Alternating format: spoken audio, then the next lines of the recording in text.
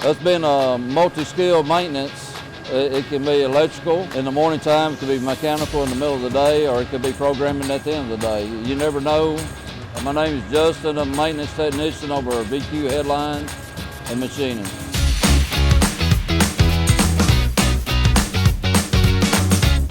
You just go through and make sure all your cells are up and running. If there's any issues come up, we take care of them to get the line started as smooth as possible. Hopefully no calls throughout the day. We have a good day, or if we do, we'll just take the machine down and do whatever repairs they need us to do.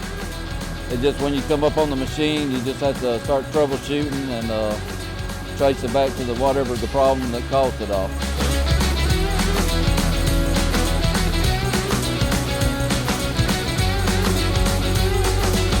The apprenticeship program was just 2 years of schooling and then a year's worth of skill build up on the floor.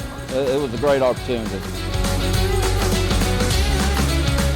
The main reason I stayed at Nissan for 20 years is for all the opportunities to be able to move up, like me being able to get into maintenance, job security.